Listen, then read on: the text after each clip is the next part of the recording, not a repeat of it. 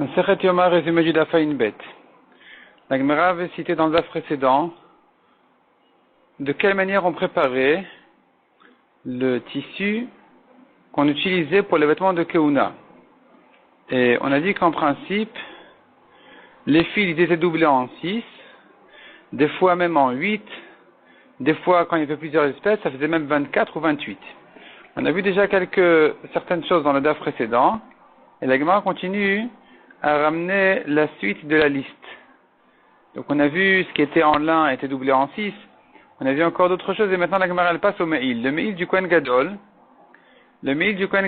c'était un Me'il en laine, c'était un vêtement en laine qui allait depuis ses épaules jusqu'à ses pieds, et les fils étaient doublés en 12. La Gemara dit d'où on apprend, parce que c'est écrit qu'il était tressé, donc il y en a au moins 2, et chacun des deux doit être doublé en 6, ça fait en tout 12.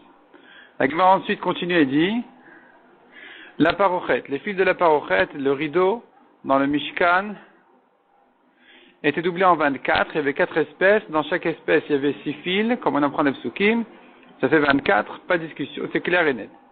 Le Choshen et l'éphod qui étaient encore 2 autres vêtements du Kohen Gadol, l'éphod qui était un tablier, le Choshen qui était de la même matière, mais il était sur sa poitrine, ils étaient doublés en 28 fils parce qu'il y avait en fait 4 espèces fois 6 fils pour chacune des 4, ça fait 24, et encore un fil en or, 4 fils en or en fait, soit on dit 4 fils en or en général, soit un fil dans chacune des 4 espèces, ça fait en tout 24 plus 4, 28.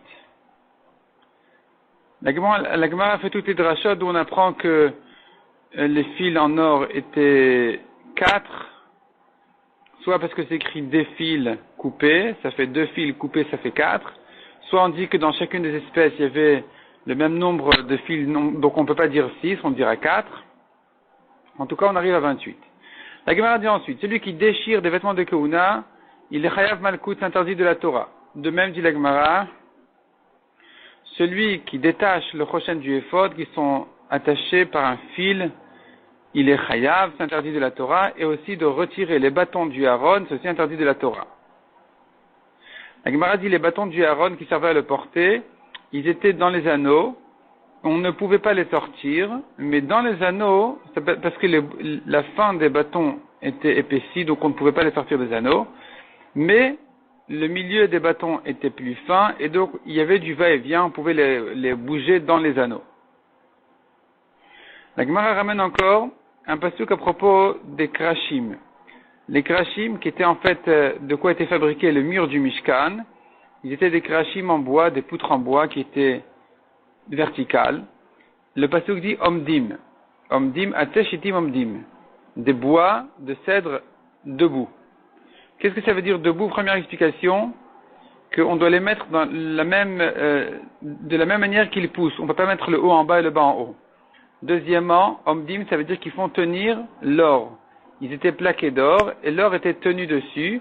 D'abord, soit parce qu'il y avait des clous, soit c'était parce que donc c'était cloué, soit parce que en fait c'est pas soit, c'est aussi, il faut dire que le bois ne pourrissait pas et donc l'or pouvait rester dessus. Troisième explication de la Gemara, qu'est-ce que ça veut dire? Ils tenaient, omdim. Omdim, ça veut dire ils tiennent éternellement, ils ne vont pas, c'est-à-dire on ne croit pas que ils ont perdu leur espoir, c'est terminé, on ne va plus les revoir. Non, la Torah nous dit omdim, ils sont toujours là. La Gemara ensuite ramène un pasuk à propos des Bigdei Keuna qui s'appelle Bigdei Aserad. Bigdei Aserad, selon la compréhension de la Gemara ici, ça veut dire Serad qui veut dire Sarid ou Palit qui veut dire un rescapé. Sans, explique la Gemara, si on n'avait pas les Bigdei Keuna, les vêtements de Keuna qui servent de kapara pour Israël, personne n'aurait survécu des ennemis d'Israël, des ennemis entre guillemets d'Israël. Donc c'est grâce au Bigdei Keuna, à la kapara que nous amènent les vêtements de Keuna, que le peuple d'Israël peut tenir. Autre explication dit la Gemara, Serad, c'est parce qu'on les appelle Serad, parce qu'on les prépare entièrement, pas en morceaux cousus. C'est pas en pièces cousues. C'est pas que je fais un tissu, je le coupe, et ensuite je couds les différentes pièces. Non. On fait d'abord la tunique, par exemple, ronde, prête à ce que le Kohen puisse rentrer dedans, d'une seule pièce, pas cousue. C'est comme ça que c'était tissé a priori, mais on appelle ça serad parce que on laissait un petit peu, comme on a dit, saride, on laissait un petit peu, on laissait une partie de la tunique qui n'était pas tissée en même temps, qui était en fait les manches. Les manches, on les faisait séparément et ensuite, on les attachait à la tunique. La Gemara dit encore, à propos de la préparation du haron cette fois-ci. Le haron, en fait, il y en avait trois. Il y avait le haron en bois, mais il y avait de l'or à l'intérieur et à l'extérieur. Donc il fallait faire 3 caisses. Une boîte en bois, qui faisait 1 amas et demi de hauteur, 9 tfachim. Une à l'intérieur en or, une à l'extérieur en or. La Gemara donne les mesures précises. À chaque fois, il fallait ajouter un téphar de plus. Et en fait, une boîte à l'intérieur qui faisait, au lieu de 9 tfachim, qui faisait 8 tfachim, parce qu'il y avait le haron en bois qui faisait 9. Et la boîte de l'extérieur, dit la Gemara, elle faisait un téphar de plus au-dessus, parce que ça dépassait pour couvrir l'épaisseur de la caporette qui est le couvercle du haron. Et en dessous du haron, en bois, est-ce que j'avais un téphar entier en or ou pas? C'est une marloquette, si l'épaisseur du fond de la caisse était un téphar ou pas. La Gemara dit encore, il fallait que ça dépasse un petit peu plus que la caporette en haut, pour que ça forme une forme de couronne. La Gemara dit justement, il y avait 3 couronnes dans le Beth Amikdash. La couronne du Mizbeach, c'est Aaron, les Kohanim qui l'ont prise. En fait, c'est la Keuna. La couronne, une forme de couronne qu'il y avait autour du Shulchan, la table des 12 pains, la richesse, c'est le roi qui l'a prise. Et enfin, la couronne du Aaron, la couronne de la Torah, celui qui veut est invité à la prendre. Elle n'est pas réservée à quelqu'un de précis. N'importe qui veut mériter la couronne de la Torah est invité à la prendre. Et ne crois pas qu'elle est moins importante que les autres, au contraire, la Torah dit c'est avec moi que le roi règne, donc c'est elle qui donne la royauté. La Gemara dit dans le pasuk que la couronne elle s'appelle Zer, mais Zer se lit aussi Zar, parce que c'est écrit Zer sans Yud, donc c'est Zain Resh, ça pourrait se lire Zar qui veut dire étranger.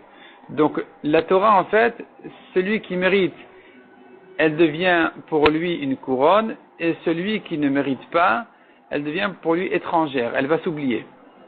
C'est-à-dire s'il n'étudie pas la Torah avec de bonnes intentions, il va l'oublier. La Gemara dit encore une contradiction dans les psukim. Un pasuk dit et tu feras un Aaron. Un pasuk dit ve'asu Aaron. Ils feront en pluriel un Aaron pour nous dire que le Aaron en fait qui fait allusion au Talmid Chacham, en réalité sa parnassa est imposée sur les gens de la ville. Les gens de sa ville doivent tâcher à résoudre ses problèmes, à s'occuper de ses besoins.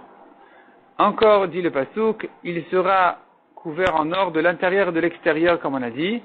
Ça vient nous apprendre qu'un Talmid Chacham doit être propre et bien bon à l'intérieur comme à l'extérieur.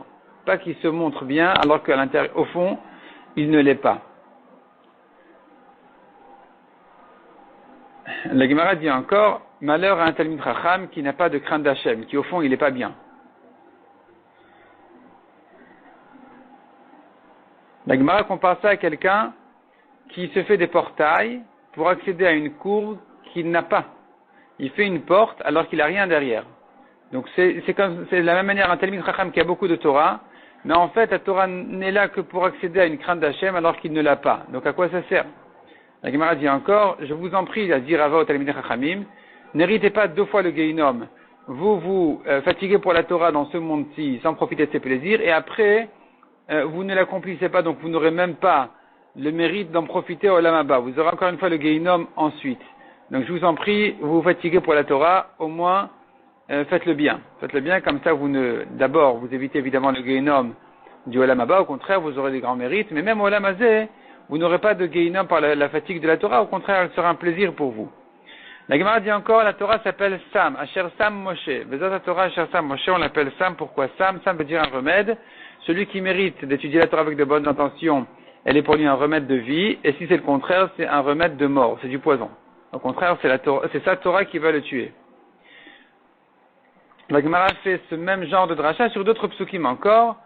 Un pasuk dit la Torah réjouit, un pasuk dit la Torah c'est un frottement la Gemara comprend de souffrance. Ou bien le frottement, on peut le comprendre dans le bon sens, c'est un frottement qui le mène à la vie, ou au contraire dans le mauvais sens. Et à nouveau la Gemara donne la même réponse, ça dépend avec quelle intention il étudie la Torah. La Gemara dit encore, la crainte d'Hachem est pure, dit le pasuk. Omedet la'ad, elle tient toujours. Qu'est-ce que c'est que la crainte d'Hachem qui est pure? C'est quelqu'un qui étudie la Torah alors qu'il est déjà marié. Il se marie et ensuite il étudie la Torah, donc il est propre il n'a pas de mauvaise pensée. La Torah est aussi appelée un témoignage de confiance. On peut lui faire confiance, dit la Gemara, qu'elle va témoigner pour le bien de ceux qui l'ont étudié, au bien de ceux qui l'ont étudié.